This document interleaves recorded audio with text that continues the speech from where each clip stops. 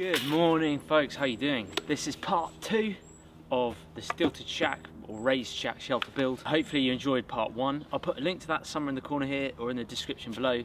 Basically I got the foundations to the shelter built using some Y sticks, about 4, maybe 6 Y sticks, some long cross members, and then just some shorter ones to form the raised platform or raised bed really. Then I dug in these big 2 support poles, these vertical support poles, and then above me here, you can't see on the camera, there is a horizontal pole, and I've used various cordage and stuff to use that. So check that video out, there's a link in the description below. Welcome to part 2, it's going to be fun. There's going to be a lot more resources to collect. This is going to be fairly difficult in the sense that I've got to get some really long poles to go from this cross member here all the way down behind me to form that pitched roof of the shelter. But yeah, I'm looking forward to it. It's another nice day, it's a lovely fresh day. It's about 3 degrees Celsius, so it's a nice comfortable working temperature. First thing I'm going to do, I'm going to show you quickly, is just reinforce these support poles with a couple of other stakes. Let me show you. So what I've got here is the main vertical pole which you saw me bury in part 1. It's sturdy, but I worry that putting more poles like this against it is going to put pressure on it and it's going to fall. So I'm actually going to put an extra stake, which is here, in front of it, because all this weight is going to be pushing that way. And if I swap this in front of it as close as possible, I can lash to it as well, but also just, you know, create that extra support.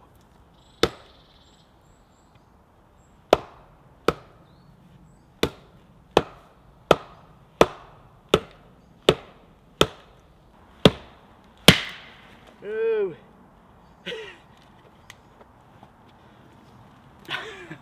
The mallet's broken. The mallet snapped. It was bound to happen.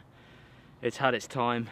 I might be able to be fair, if I just get rid of that spiky bit, I can use that part, which is fine. But the old bowling pin section is done. Oh well, we're nearly there. We've got one in.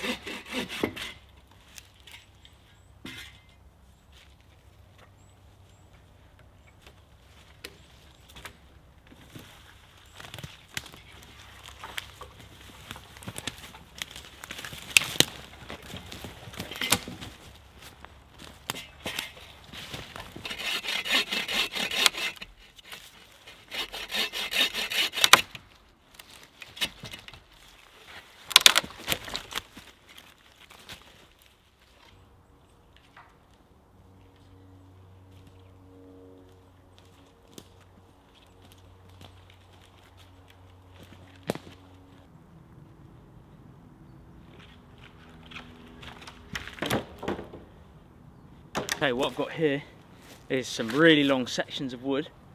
I've had a couple of them in the old Bushcraft camp wood, but sadly I've only got about 3 or 4 of them. So there's still loads of dead trees around in this woodland.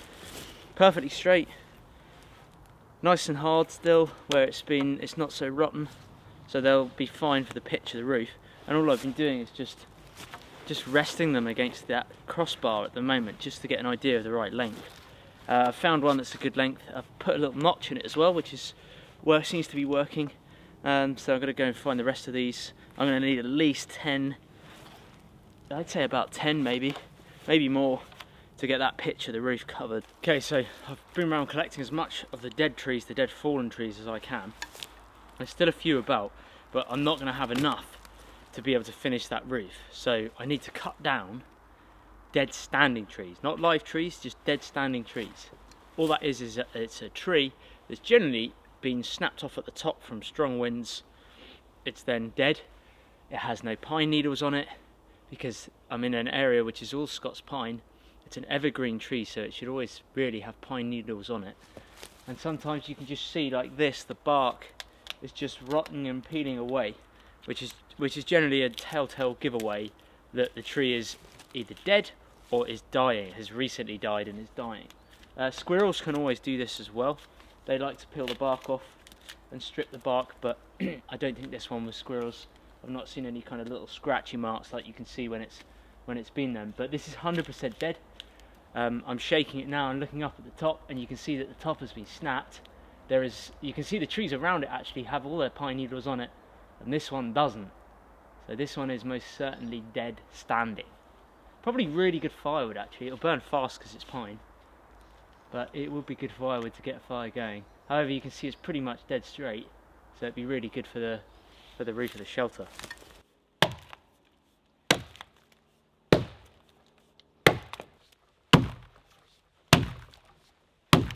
There we go. You can see at the back here, that's where the rotten piece has been. All this lot. This part at the front is not too bad. It's still really punky, but usually when you cut down, especially I find with a evergreen like a conifer tree like pine, spruce, cedar, if it's green you'll have a really strong sense usually of the resin. But this only has a small bit and it's in that pith, and I can just see there's a bit of fatwood. There's actually a fair amount of fatwood just in that middle bit. But this stuff is all punky, dry, doesn't smell. There's just little bits of fatwood. You can see the pinky colour, if you can, I'm hoping. But there's the slight pinky salmon pink colour is your fatwood, which is good for firelighting. That'd be full of resin. Even like that little bit there. If I can show you that bit. Oh, dropped it. That bit there really smells. So it's still got some resin in it. Now's what the axe is good for, is the limbing part. The blade profile is really good actually for limbing and just getting these protruding branches off.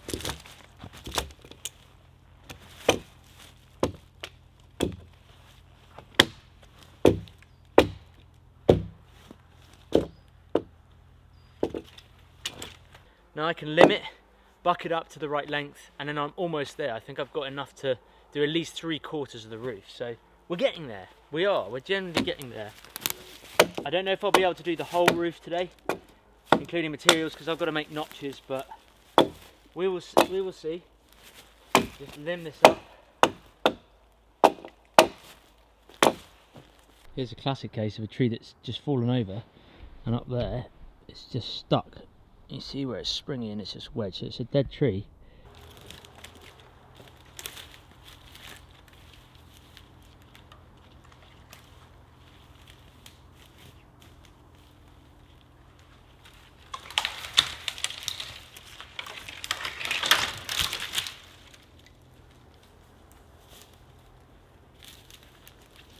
You can tell I didn't chop that one down with an axe, look. It's just rotten. That bottom bit, that whole bottom bit there, it's just completely rotted out. So I'm going to have to saw this up because I don't need that base bit. Sawing wise, I'm just using my foot as a pivot, just to lift it up off the ground, otherwise my blade's going to pinch when it's down to... If it was dead on the ground like that, this gap's going to close over the blade and pinch it. So I tend to just put my foot under it like that, not too close to it. But also be aware, if you're sawing, try not to put your thumb out.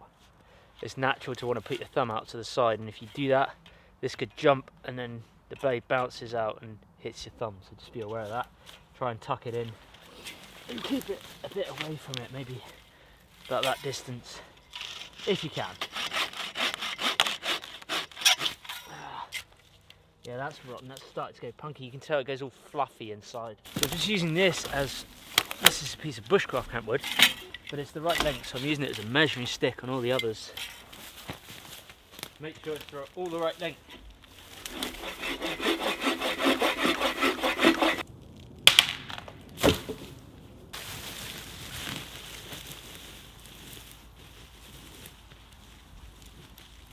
Okay, so the old mallet is wasted. Done. It's not being very efficient anymore. It's just all this soft stuff is actually making it less efficient at pounding stakes in and things like that, battening in general. So I'm going to make another one, not as long, and I'm actually a little bit of a thinner diameter, something about that diameter, and I'll just show you how I make the mallet. So not going as long. Whoopsie. Only need really, I should use my sawhorse really, but I only really need about that kind of length. I'm just going to put my foot on this, keep it steady. This is just to cut it to length to begin with.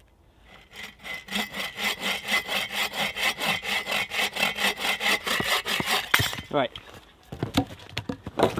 So many pieces of wood everywhere. That is the mallet's size.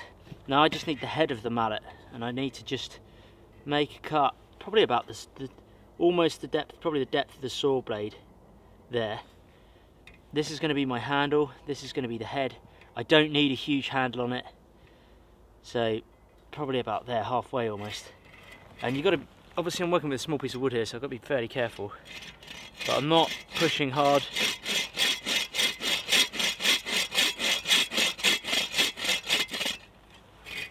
I might put my foot on it again just to keep it all steady.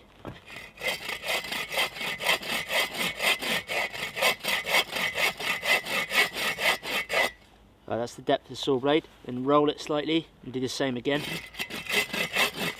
Making sure I'm staying in that same original cut.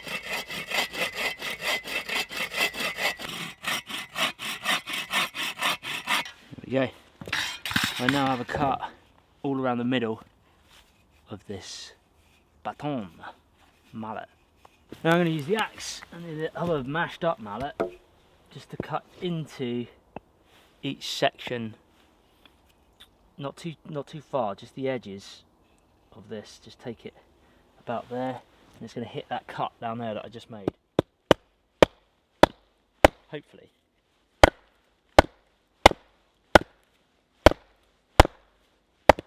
Okay, I can't get much swing with this. Let's try this piece of wood.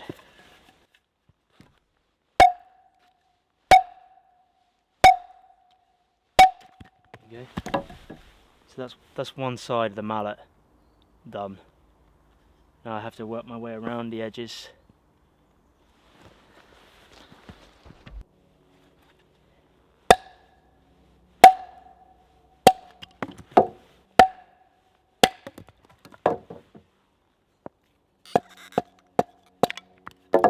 It's always good to give the mallet a test go before you then start carving the handle.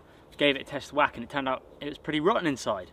So I got to the stage I was before with this one, which is exactly pretty much where I was before. So I used the axe, cut down to those saw cuts. I've tested it, I've given it a whack, so I know that it's not rotten like that last one was. It's always good to test it. And now I'm just rounding off the handle really, just with the chest grip and the knife. Just thinning it out, taking off some material.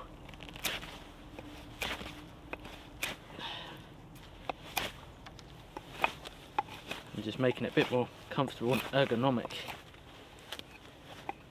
Not too thin, because it'll break. Right, so already that's too long, so I'm going to take off that bit. Because I mean I could use it, it gives you a bit more swinging power. But it's also more likely to snap on you here because you put more pressure here, whereas if you're holding it here, it's a bit less pressure on that point. Actually, that's not too bad. This piece has a bit more knots in it as well.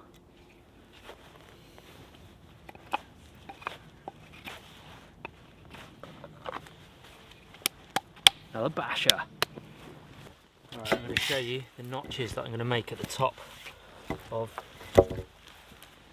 the shelter, which is going to lock it into that crossbar at the top. This is the type of notch I'm going to make, just a log cabin notch. I'll show you how I make them, because they're dead simple to make and they are quite efficient. Like I said, I'm trying to make this shelter self-supporting, so very little cordage or no cordage at all, if possible. Obviously I used some tree root cordage, but I didn't have to. So yeah, it's all self-supporting. I'll show you how I make this notch. Firstly, let's line this up with the other one so I get them the dead same length. With the saw, make a little cut at a slight angle, so that's straight, that's inwards. I'm going at a kind of a 45-degree angle.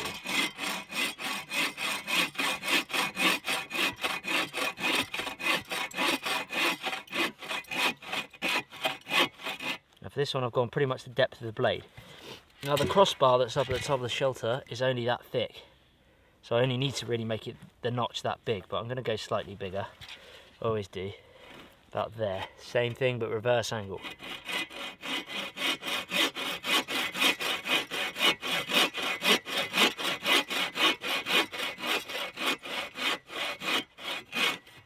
So I've got two cuts, one there, one there. I could chip away at the axe with that, but it's going to take ages. So I'm going to make 4 cuts across there to loosen up this area ready for the axe.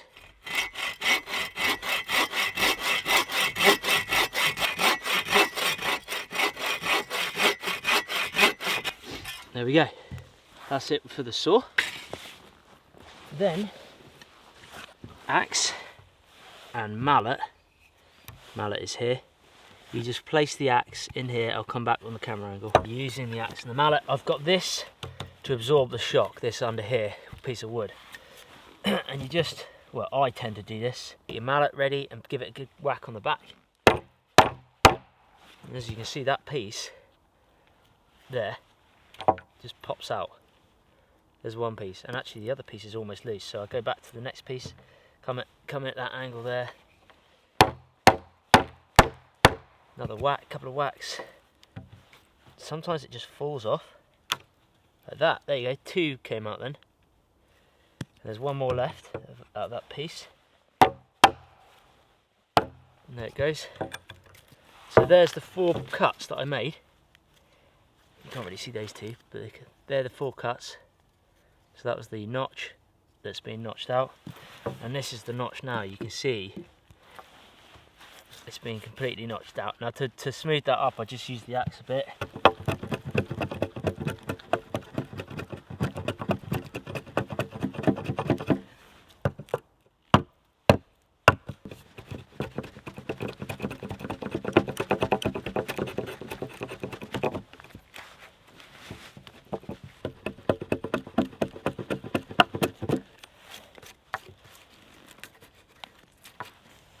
There you go, pretty much.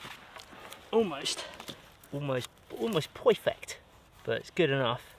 And that's how I make my notches for, well, log cabin style notches for the roof. I've got to do all the other logs like this, so I won't film every single one of them, but you get the gist of it. You get the gist of it. That one's probably a bit too deep. Can you see that? Where it's a bit thin here. I should have made that notch a little bit thicker. I've gone over halfway through the wood, but it's fine because there's not going to be too much weight on top of this. Just bracken or spruce boughs or something like that. And it's all self-supporting.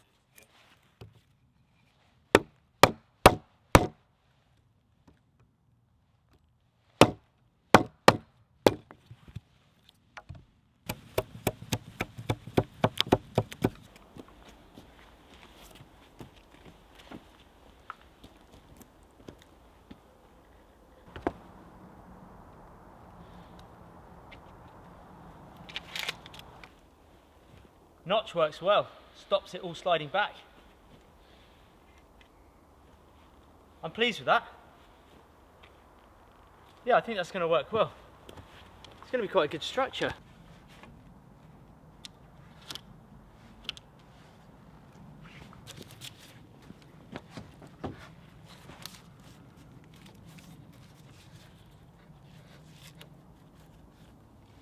Okay.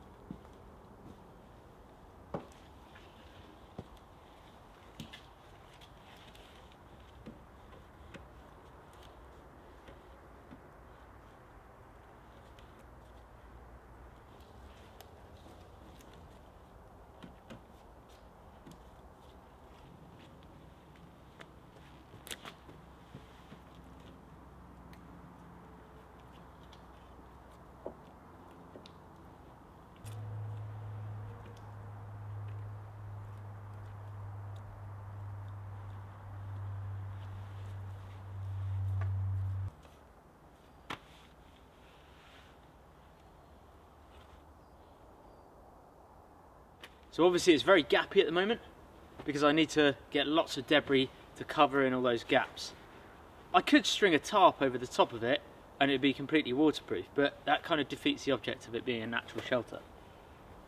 I guess the difference between this and a sort of Adirondack style shelter is it's slightly more raised. Adirondacks are a bit wider, so you would lie horizontal in them, usually, whereas this one is a bit more, you lie lengthways. And also, this is all completely self-supporting. I know I've used tree root cordage down here, but I could just cut that cordage off now, and this whole structure is completely self-supporting. It doesn't need any cordage whatsoever. So it's that's just the way I've built it. So it's freestanding. It's not using any trees that are growing. It's not like you would put a ridgepole across of a lean-to shelter in between two trees. It's not using any of that because I've dug the vertical supports into the ground, so it's actually completely freestanding. And obviously, it's more rigid now. The more wood you put on it, the more rigid it gets. So it's coming along nicely. There's a slight bow here in the top where there's a bit of weight up there, but I think it'll be all right. I think this structure, these forks are enough to take that pressure. This is the side profile. You can see that it goes right down there. It doesn't look that it's like it's long enough to raise bed, but it definitely is. And that's where they notch up at the top there, so really that's some hefty lengths there, but I'll be able to use those for other structures in the future. It's looking good, it's coming along good. Obviously I'm not protected from the elements from the side yet. I've got to think of things to do for that, but we'll get there. This is all the bracken around me, all this brown. Now it's died back, I'd rather it was green really, but I'm going to have to collect loads of it now because it's all I've got really. I've got rhododendron, which is the green bushes, but I need to use that. Sadly this is all pine in the distance, it's not, and gorse bushes, so it's not really useful for bedding material or all the top covering materials. You can just see some rhododendron in the corner there, but that's quite thick. Let's try with bracken first. So we've reached the stage where the roof is done. It looks massive because there's some long planks of wood there. So what I'm going to do is get some roofing material. Obviously I've still got to try and protect the sides from the elements. You don't necessarily have to, it's kind of like a lean-to shelter, as long as it's covering you from above, that you don't get wet from above. But it would be nice to, from the sides, protect it a little bit more. I've been thinking about roofing materials, guys. I have been thinking about it, and there's a number of things I can use. I can use moss, which is going to be very time consuming because although there is moss in this area, this takes a while to harvest. I could use rhododendron leaves from the bushes, but they've got quite thick stems to them, which means they just sort of don't cover it as well. And they're also a lot, because it's all green, I'm then chopping down a lot of green material, which I don't really want to do at this stage. The other option, third option, is bracken. I've got loads of bracken around me. It is dead. It's winter now, so it's dying right back. So it's not got the coverage like it would in summer. But I reckon it would be good enough because there's so much of it, and I haven't got to travel far. You can't really see it in the back of the camera, but there's loads over to my right. I might just get a load of bracken, start from the bottom of the shelter here and build it all the way back up, and just see how much coverage it gets, because at the moment there's loads of gaps in these logs.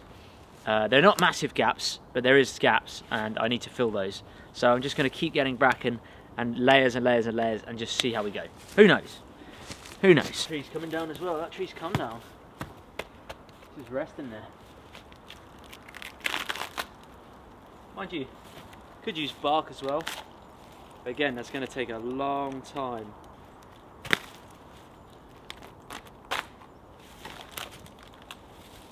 Maybe bark. Whoa, look at those two bits. That's some good bits of bark right there. Maybe I will use these. I have a feeling I've got to collect a load of it though. So I've just pulled up an image of the shelter from DC. There's a picture I took of DC Beard's book, Shelters, Shacks and Shanties. This is an image of the shelter that I'm going for, just here. And you can see I've pretty much got the frame not exactly the same. He's got a couple of extra support sticks. What I've noticed is there's no diagonal braces. If you saw in episode 1, it wobbled quite a bit, the actual platform, the raised platform.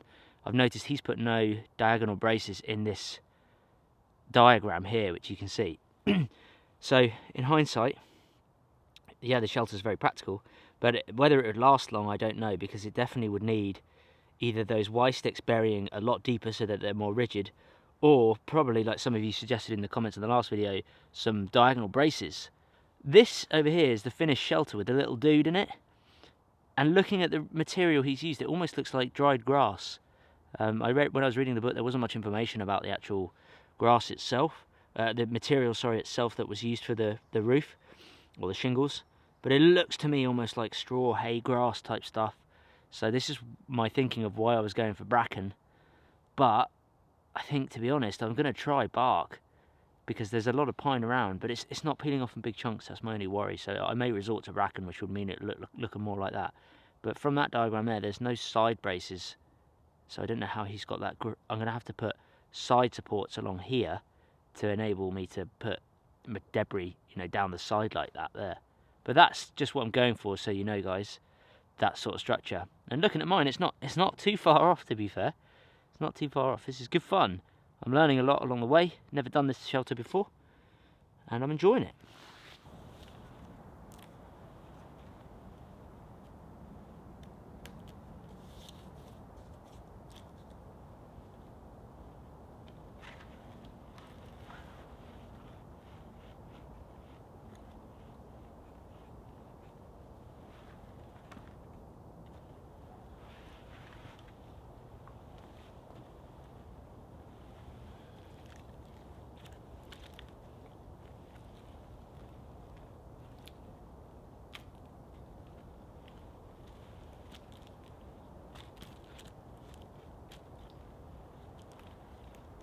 I guess there's two ways I could put the bark on the shelter.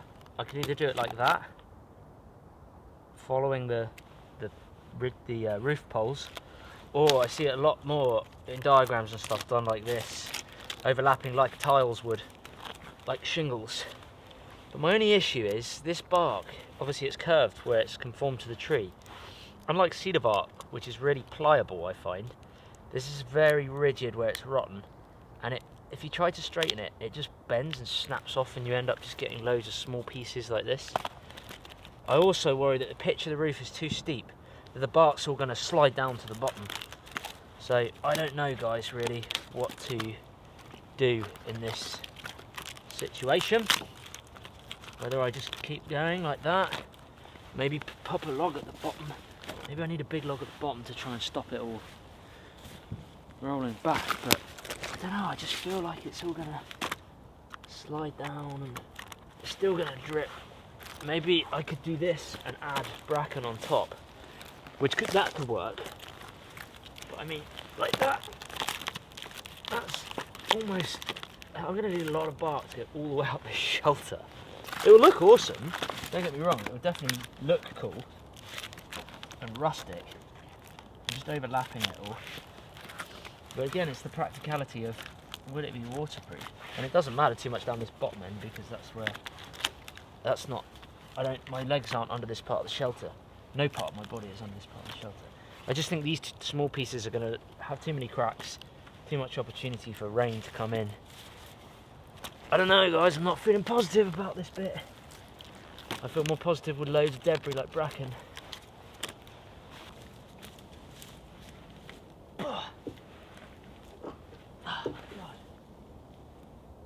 Ridiculous.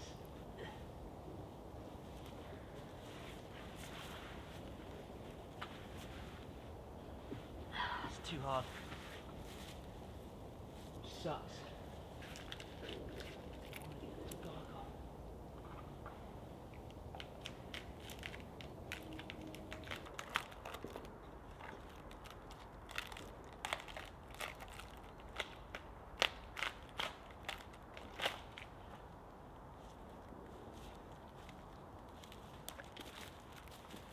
See what I mean, how it just splits? It doesn't come off completely round, which would make the time so much quicker. I mean, it just splits every time you try and unravel it. Maybe because it's dead. I don't know, people. I don't know. I know nothing. I know nothing. The extra mesh.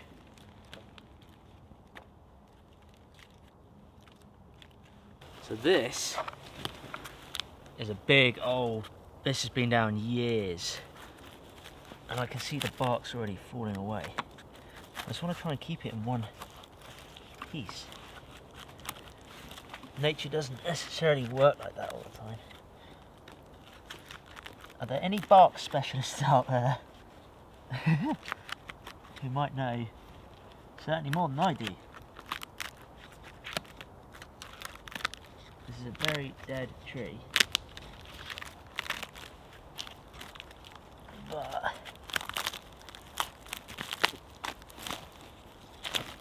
I get a bit more. See, even then it's like, it looks like loads and it splits up. It's just annoying. One big piece goes into loads of little pieces. Oh man, this looks like it's going to be too much effort. Well, not enough reward in that sense.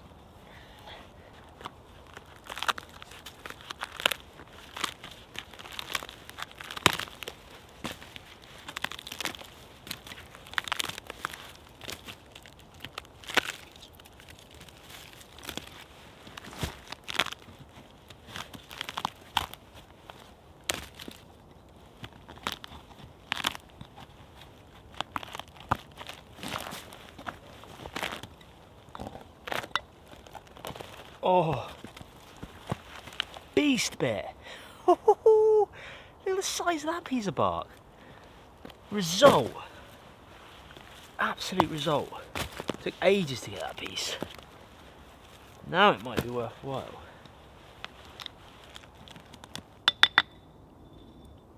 This lichen and fungi is amazing. It's like a frozen snow pattern over here. It's good, this is good.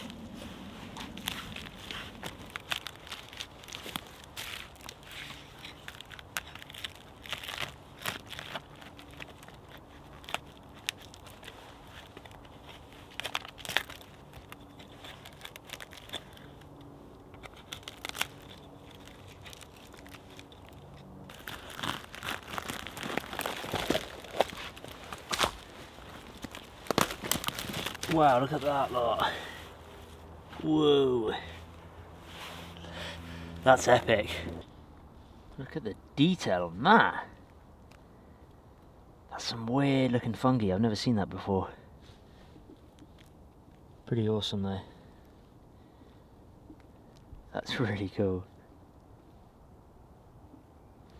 In an ideal world, 20 or 30 of these would make life so much easier. So much easier.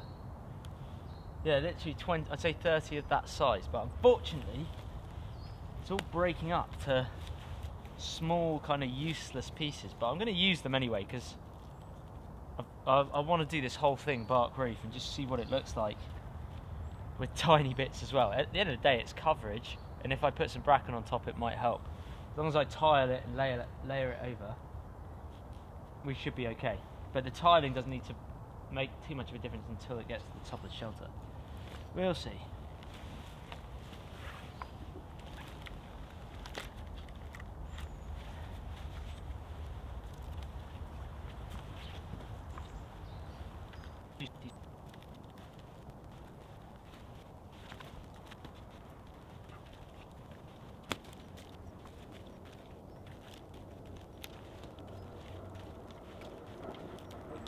Seems to come off the real rotten trees better, like this stump here, and sort of bigger pieces to get better pieces like that.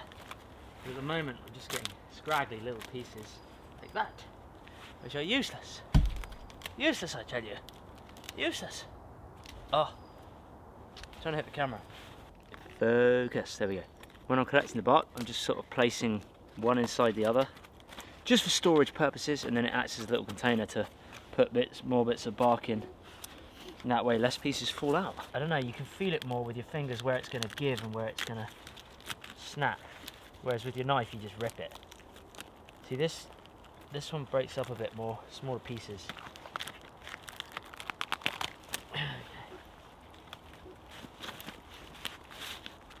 No, that's useless.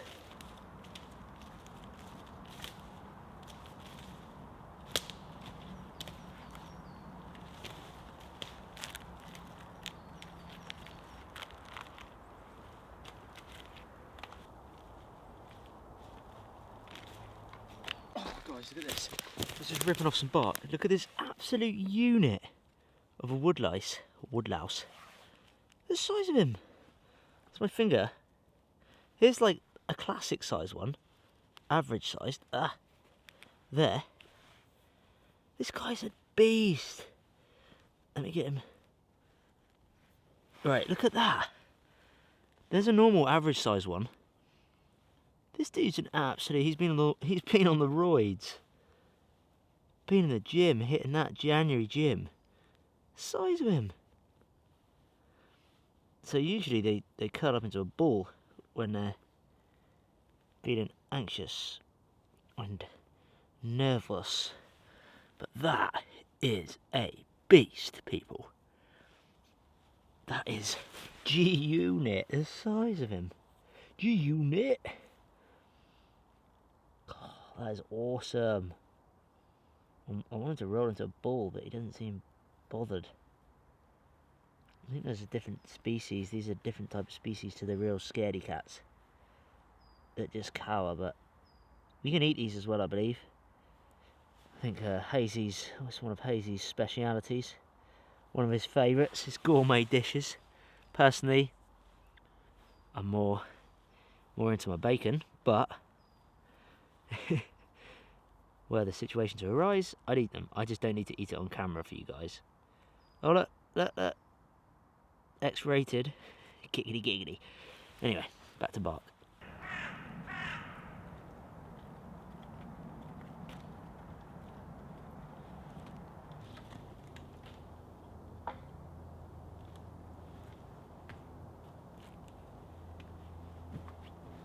Almost there with the bark. I found a real good rotten log that's actually kind of hollow inside. I'm hoping. That's the thing. It just splits off.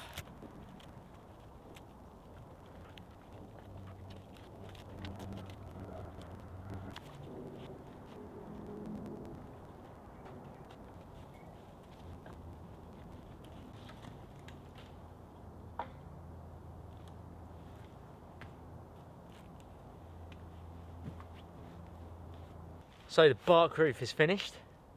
If I'm honest, it sort of serves no practical purpose whatsoever, because the pieces are so small that if it did rain, I'm definitely going to get wet in the shelter.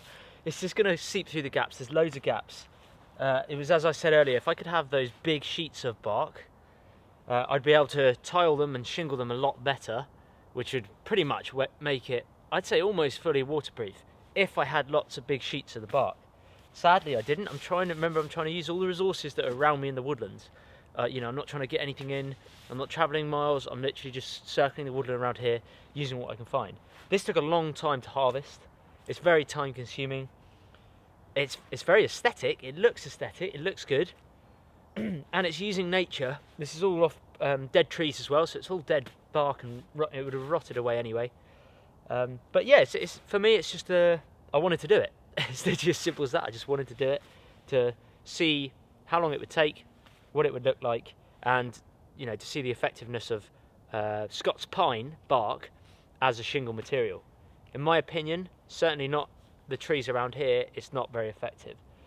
So I'm still possibly going to have to put loads of bracken and debris on top of this to seal up all those gaps so that I don't get rained on.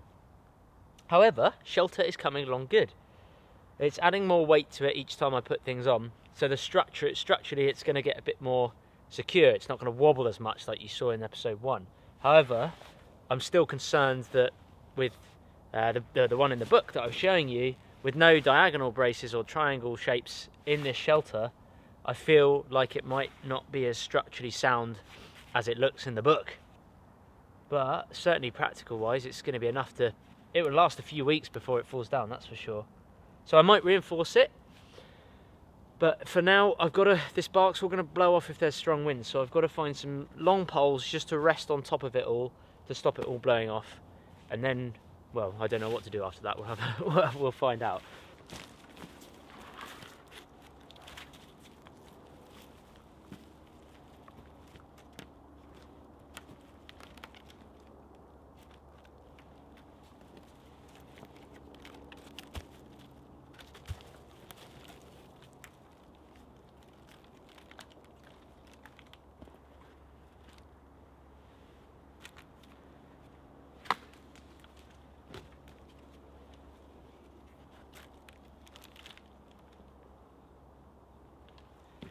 So that's it for part 2. I'm going to round it off there. I'm going to, probably part 3, going to put some either more material on the back of the shelter and the sides as well. I've also got to sort out the bed that I'm going to sleep on, and with an overnighter in there as well, and some cooking and fun things like that. Should be good fun. I'm looking forward to it. I'm impressed. What do you guys think? Trying to do it to the book as much as I can. I'm pretty impressed though. All natural materials so far. Even the cordage and everything like that, which again it doesn't need because it's all self-supporting. But it's fun. It is fun. It is enjoyable. Constant learning experience. Thank you to everyone who's been watching this series. I appreciate it. Make sure you hit the subscribe button. I'm going camping now on another trip, so there's going to be a break between this series, and the next part of this series. There'll be a few episodes, different types of videos in between. So hopefully you'll still be around to watch the third, possibly the final part of the mini-series of the stilted shack or raised shack shelter. And yeah, thanks so much for watching. Catch up with you guys soon.